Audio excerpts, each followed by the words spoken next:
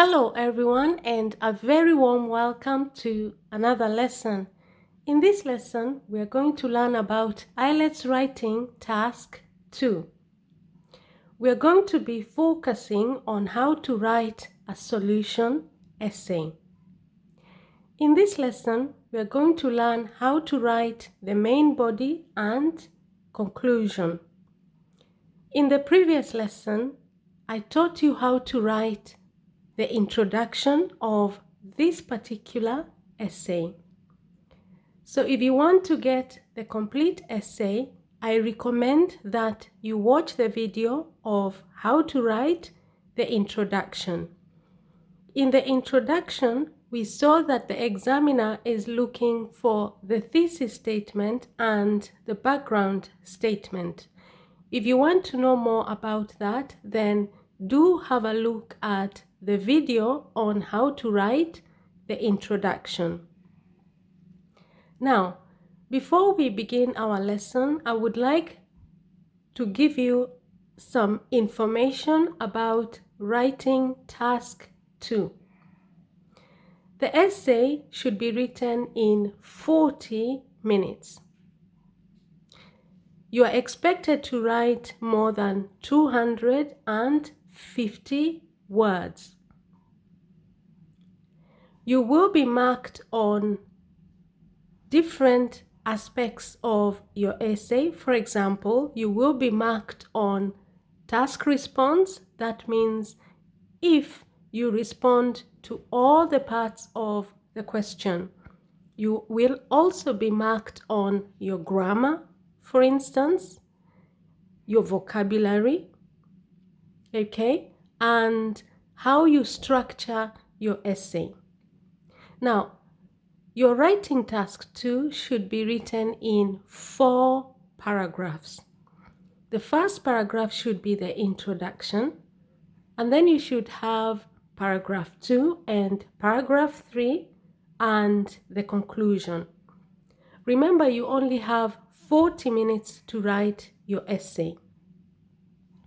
The other thing that I would like to point out is when it comes to writing task 2, it is the same for the general training students and the academic IELTS student. It is written in the same way and it is marked in exactly the same way.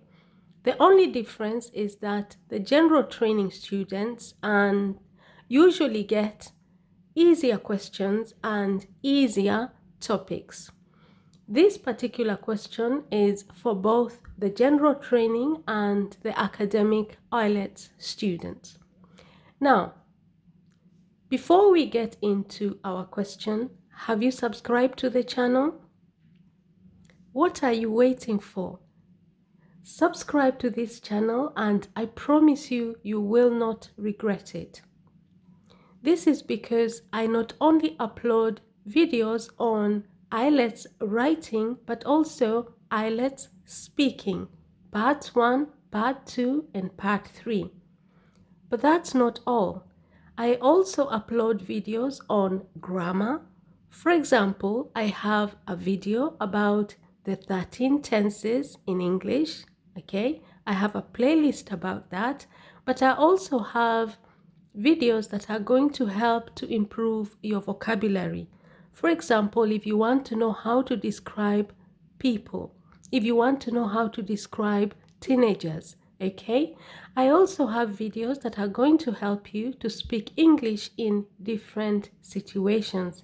For example, maybe you want to know how to speak English with your hairdresser, or with a doctor, or with the optician, or with your neighbor, or with a stranger, okay? So have a look at my playlists and I guarantee you that you will find so many videos that are going to help you even after you have passed your IELTS writing or speaking exam, because your level of English should be something that you continue to improve even after you have passed your IELTS. So subscribe to this channel. I promise you, you will benefit a lot from all my lessons. Now let's get into our question. The most important thing is once you have received your IELTS Writing Task 2 question, read the question and make sure that you understand it. Let's look at our question together. In many developing countries, there is a problem with declining quality of air and water from industry and construction. What measures could be taken to prevent this? Remember, this is a solution essay. So there has to be a problem. And what is the problem? The problem is that in many developing countries are third world countries. There is a problem. And the problem is that the quality of air and the quality of water has declined. To decline means the standard has deteriorated. It has got worse. Okay? And where is this problem coming from? It is coming from industries and construction sites. So the question is, what measures, what solutions? Measures here means solutions. What solutions can you suggest to prevent this problem? What measures, what solutions can you suggest to prevent this problem of declining quality of air and water in developing countries as a result of industry and construction? So once you have understood the question, then the next thing that you have to do is write the introduction. In your introduction, the examiner is looking for your background statement and the thesis statement. Have a look at the video that I have uploaded on how to write the introduction of this question. Then once you have written your introduction, you move on to write your body paragraph 2. Okay? This is your second paragraph of this essay. Now, what should you put in body paragraph 2 and what should you put in body paragraph 3? That is usually determined by the question. In this case, our question has two parts: quality of air and quality of water. What solutions can you suggest to prevent the declining quality of air and the declining quality of water? So in our question, we are dealing with two types of pollution. That is air pollution and water pollution. So paragraph 2 is going to be about air pollution and paragraph 3 is going to be about water pollution. Remember, I said at the beginning that one of the things that your essay is marked for is task response. What that means is that you have to respond, you have to answer all the different parts of the question. So we begin with paragraph 2, and paragraph 2 is going to be about air pollution. In paragraph 2, we are going to suggest some things, we are going to suggest some solutions to solve the problem of air pollution in developing countries as a result of industrial and construction contamination. So, how do we write it? How do we introduce paragraph 2? We introduce paragraph 2 using a topic sentence. A topic sentence is the first sentence of each paragraph in which we introduce what the rest of the paragraph is going to be talking about. An examiner is always looking for the topic sentence in each paragraph. So, the first way through which air pollution can be averted is by making it illegal for factories to emit fumes into the open air. The first way. So I'm making it very clear to the examiner that I am about to talk about my first solution to the problem of air pollution. So the first way through which air pollution can be averted is another word that means prevent. To avert is to prevent, okay? Remember, this is a Band 9 essay, so I have to use advanced vocabulary. So the first way through which air pollution can be averted means prevented is by making it illegal. Illegal means that if you do it, you will be punished by the law. Illegal means it's against the law. Is by making it illegal for factories. Factories means industries. To emit fumes. To emit means to release fumes into the open air. So the first solution, the first way through which air pollution can be prevented is by making it illegal for factories to emit fumes into the open air. Instead, they should be compelled to purify these toxic emissions first. Instead, they should be compelled. To be compelled means to be forced. They should be compelled, they should be forced. To purify means to clean their air, okay? They should be compelled to purify these toxic emissions. Toxic emissions are the fumes that come from factories. So the first solution is suggesting that it should be made against the law for factories to emit fumes into the open air. Instead, they should be compelled to purify. To purify means to clean these toxic emissions. Emissions are pollutants. Industries that do not abide by this regulation should be fined heavily. Remember, you have to elaborate your answer. Don't simply say that it should be made illegal for factories to emit fumes into the open air. Explain what you mean. Instead, they should be compelled to purify these toxic emissions. And industries that do not abide by this regulation, industries here means factories. Abide by, it's a phrasal verb that means follow. Follow this regulation. The regulation here means, regulation means the law. Okay, industries that do not abide by this regulation should be fined heavily. To be fined is to be forced to pay a large amount of money if you break a particular law. So that is the first solution. And you notice that first solution is talking about air pollution. But also in the first solution, I have only talked about industries. So in the second solution, I'm going to talk about construction, because remember, the question is saying in many developing countries, there is a problem with declining quality of air and water from industry and construction. So in the first solution, I talked about industries. In the second solution, I'm going to talk about construction.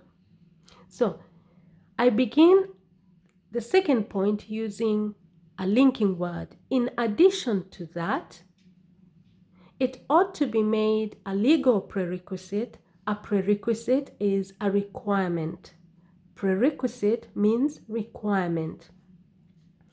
It should be, it ought to and should be mean exactly the same. In addition to that, it ought to be a legal prerequisite for all construction sites. Now I'm talking about how construction sites can prevent air pollution. In the first point, I talked about how industries can prevent air pollution. So in the second point now, we're talking about how construction sites can prevent air pollution. It ought to be made a legal prerequisite for all construction sites to have a solid barrier enclosing them to prevent dust pollution from demolitions. So the second point is that another solution through which we can ensure that air pollution is prevented is by making it a legal prerequisite, a legal requirement for all construction sites to have a solid barrier. Solid means stable. A barrier is a barricade, a high wall, enclosing them. Enclosing means surrounding them to prevent dust pollution from demolitions. Demolitions means when they break down the houses, for example. Okay, so if they have a solid barrier that is surrounding them, then that can minimize air pollution by preventing dust pollution. Okay, so that is the second solution. The first solution is talking about industries. The second solution is talking about construction. And that's how you write paragraph 2. Introduce your first point, okay, using a linking word. Make it very clear to the examiner that you're about to give your first solution. Use linking word like the first way, or you can say the first method, okay? And then make sure that you elaborate your first point. Then after that, move on to the second point, and you can introduce that using another linking word in addition to that. And remember to use your comma. And remember, in the first point, talk about air pollution in regards to industries. And then in the second point, talk about construction sites and how they can prevent air pollution. Now, once you have written paragraph 2, then you move on to write paragraph 3. Now, we have talked about in paragraph 2, we have talked about air pollution. So in paragraph 3, we are going to talk about, in paragraph 2, we talked about air pollution. In paragraph 3, we are going to talk about water pollution because we want to make sure we score maximum marks for task response. Now, it is very important that you organize your paragraphs very clearly. Always make it very clear from the very, very first sentence of the paragraph what it is that you're going to discuss in that paragraph. Okay? Now, paragraph 3 is about water pollution. So how do we introduce that? We introduce that using a linking word. In regards to water pollution, a law should be passed to ensure that no industrial waste, for example, oil residue, is dumped. To be dumped is to be thrown, okay? For example, oil residue is dumped in rivers, lakes, or the sea. So the first solution in regards to water pollution is that a law should be passed. A law should be passed to ensure that no industrial waste, for example, oil residue, is dumped in rivers, lakes, or the sea. And then you have to elaborate that point. Very heavy fines should be handed out. To be handed out means to be given, okay? Very heavy fines should be handed out to anyone who contravenes this directive. To contravene is to go against. If you do not obey, okay, to contravene is to go against. Remember, I said this is a Band 9 essay, and that's why I have highlighted for you all the vocabulary, the advanced vocabulary for this essay using bold letters. So, very heavy fines should be handed out, they should be given to anyone who contravenes. To contravene is to disobey this directive. A directive is a law or a regulation, okay? Anyone who does not obey the regulation should be given a very high fine. A fine, they should be made to pay a very large amount of money.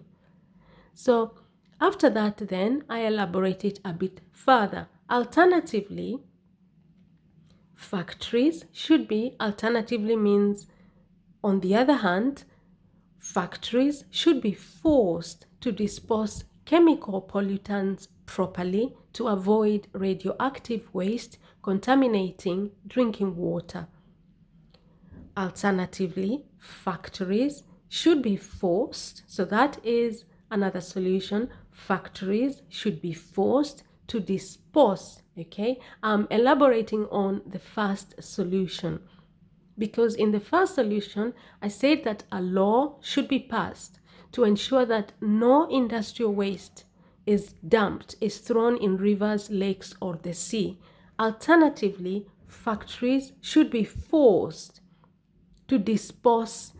To dispose means to get rid of their industrial waste. They should be forced to dispose chemical pollutants properly to avoid radioactive waste contaminating drinking water. So these industries, they should be forced by the government to dispose, get rid of their chemical pollutants properly, not by throwing them in rivers, lakes, or the sea, but to dispose, to get rid of them in a responsible manner to avoid radioactive waste contaminating drinking water.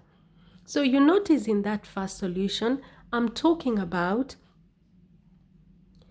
how industries can prevent water pollution. So in the second point, just like I did in paragraph 2, I'm going to talk about how the construction industry can prevent water pollution.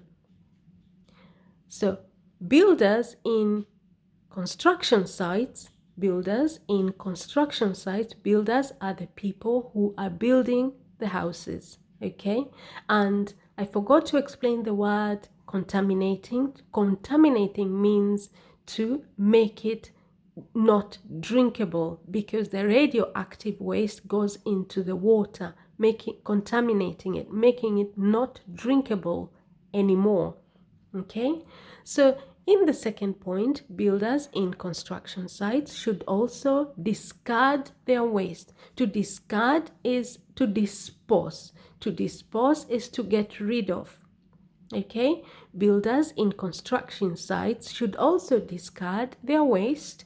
For instance, debris, dirt, diesel, paint, and other harmful chemicals in a responsible manner. Okay, so just like industries, builders in construction sites, they should discard their waste. They should get rid of their waste. For example, debris, dirt, diesel, paint, and other harmful chemicals in a responsible manner. For instance is a synonym for example, okay? Or such as. So there are three words that means the same. For example, that linking word means exactly the same as for instance, and it also means the same as such as. So you can either use for example, for instance, or such as. Now, after that, I have to elaborate my point.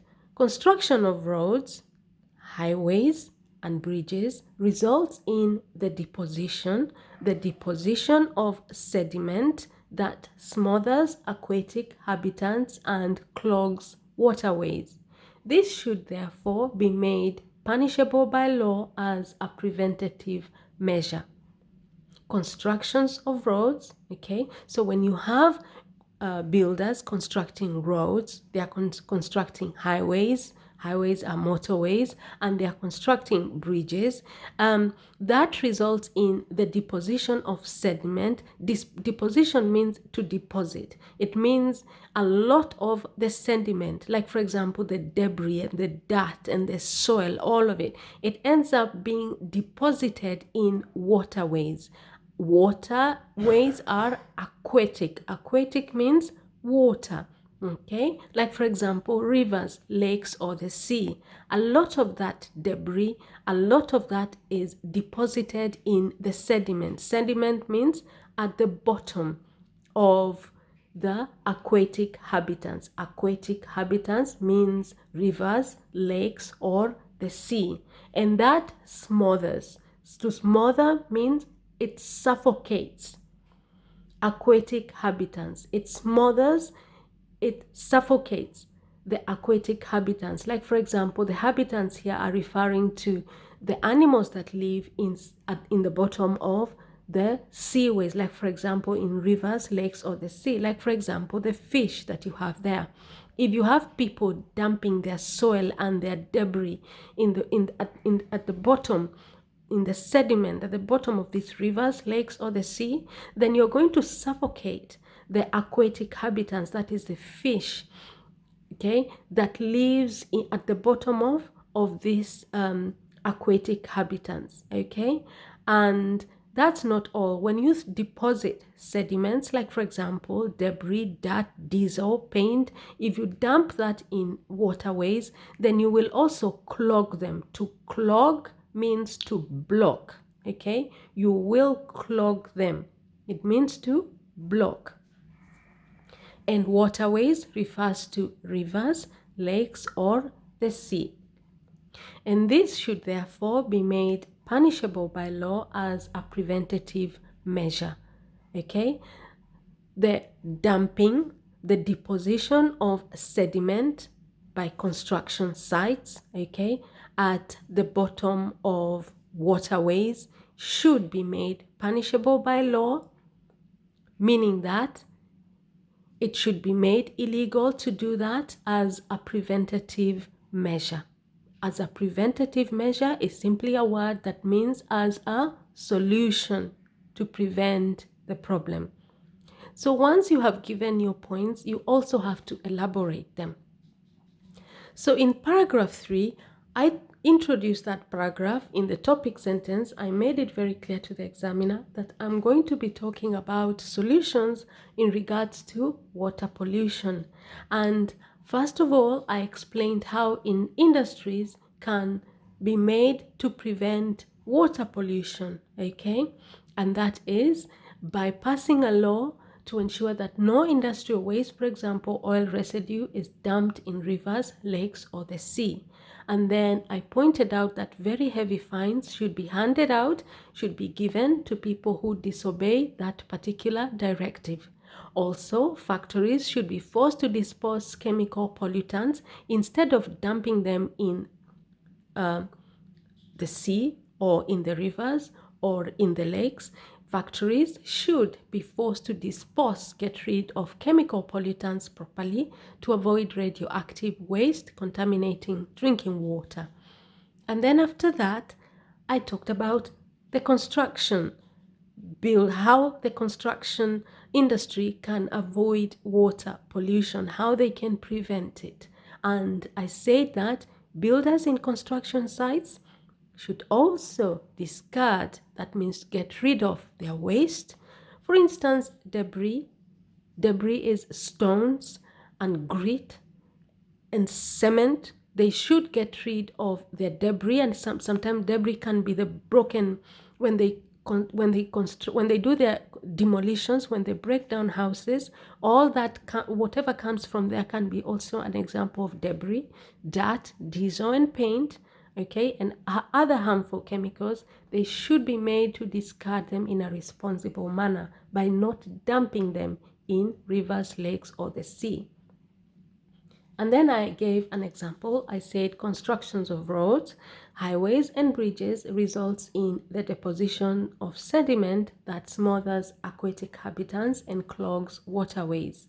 And this should therefore be made punishable by law as a preventative measure.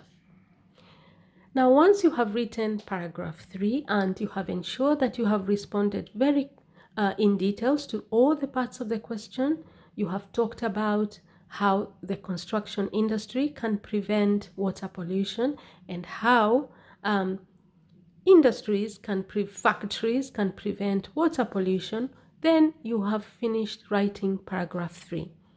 After you have done that, then you move on to the conclusion. What should you write in the conclusion for a solution essay? In the conclusion, first of all, you begin with the words in conclusion, or you can use to sum up, or you can use to conclude. And then you summarize what your solutions were. So you write your solutions that you discussed in body paragraph 2 and in paragraph 3. You summarize your solutions. So you write them in general, okay, in your conclusion. So in my case, you notice in the first point about air pollution, I talked about preventing it by introducing a law, okay, making it illegal for factories to emit fumes into the open air. In the second point, I also talked about the law once more, that a law should be introduced to ensure that all construction sites have a solid barrier enclosing them to prevent dust pollution from demolitions. And then when it came to paragraph 3, in regards to water pollution, I also suggested that a law should be passed to ensure that no industrial waste, for example, oil residue is dumped in rivers or the sea. And when it came to the second point for construction, I also pointed out that this should therefore be made punishable by law as a preventative measure. So in my conclusion, I have to talk about the introduction and the reinforcement. So in conclusion, the introduction means the passing, the introduction and the reinforcement of laws against air and water pollution will most definitely act as an effective deterrent. A deterrent is a preventative measure. So in my conclusion, the introduction of laws, okay, making it illegal for factories to emit fumes into the air, making it illegal for construction sites to carry on with their work without a solid barrier enclosing them, a law to ensure that no industrial waste, for example, oil residue is dumped in rivers, okay? The introductions of all these different kinds of laws and the reinforcement. The reinforcement means making sure that people are obeying the law. And you notice that in body paragraph 3, I talked about how that can be done by ensuring that industries that do not abide by this regulation should be fined heavily. Okay? And in body paragraph 3, I talked about very heavy fines should be handed out to anyone who contravenes this directive. So I did not just point out the laws that should be made, but I also talked about making sure those laws are reinforced. Being reinforced means to ensure that people are obeying those laws, and those who do not obey the laws are given very heavy fines. So in conclusion, the introduction and the reinforcement of laws against air and water pollution, because in paragraph 2 I talked about air pollution and in paragraph 3 I talked about water pollution, will most definitely act as an effective deterrent. In other words, effective means that it is going to work. It will be a solution to the problem. Okay, it will act as an effective deterrent. It will act as an effective preventative measure. Deterrent means preventative measure. So remember, in the conclusion, do not introduce new ideas. In the conclusion, simply summarize what your solutions were that you discussed in paragraph 2 and in paragraph 3. Do not introduce new solutions, but also do not start explaining your solutions in details again. Do not repeat the solutions again. Instead, summarize them in and write a general solution. Okay? What was the solution? The introduction and the reinforce of laws, and of course mention the problem being air and water pollution. Okay, will most definitely, so reinforce that, use the words will most definitely to convince the examiner that you believe very strongly that if the solutions you have suggested in paragraph 2 and paragraph 3, if they are put into place, then they will definitely act as an effective deterrent, as an effective preventative measure against air and water pollution. So that's how you should write your essay, or rather the main body and the conclusion for these particular questions. Remember, ensure that you understand the question very well. Tip number 2, ensure that you answer all the different parts of the question in your answer. The other thing is ensure that you organize your paragraphs very, very well based on the question. That should, like for example, you can see in body paragraph 2, I talked about air pollution. In body paragraph 3, I talked about water pollution. But then also remember to talk about industrial and construction in both paragraphs.